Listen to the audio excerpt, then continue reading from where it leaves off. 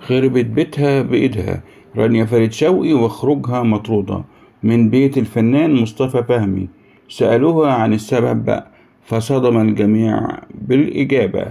أهلا بكم أجمل متابعين في الدنيا. يا ريت اللي لسه ما اشتركش في قناة أخبار الفنانين مع العراقي يشرفنا بالاشتراك ويفعل زر الجرس والكومنت. أهلا وسهلا بحضراتكم.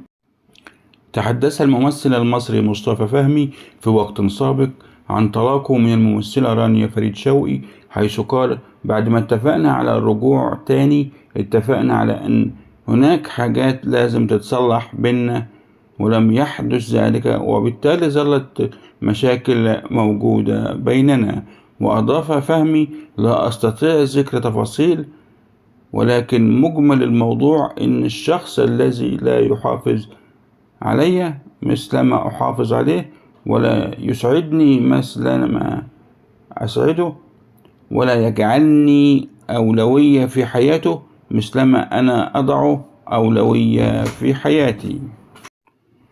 وتابع مصطفى فهمي السبب الثاني: رغم إني ليبرالي ومنفتح، لكن في نفس الوقت شرقي، والحرية عندي لها حدود، وكل شيء له أصول، وأنا لا أستطيع أن ألغي الخطوط الحمراء، ومن هنا جاءت المشاكل، وفضلنا أن كل واحد يشوف حياته، رغم إن كان هناك فرصة ثانية لتصحيح الأمور، إلا أن أصبح لا يوجد فرصة خالص. رانيا فريد شوقي أكدت أيضا أن زواج الفنانين فاشل بمعنى الكلمة، مضيفة أن الفن لا يجعل الفنانة متفرغ لزوجها، والزوج المصري الفنان عنده الأنانية عالية، كما أن الرجل الشرقي يعيش حياة السيد بشكل كبير، والفنانة لا تتفرغ لهذه الحياة. فضلا وليس أمرا، فعل زر الجرس ليصلك كل جديد. والسلام عليكم ورحمة الله وبركاته.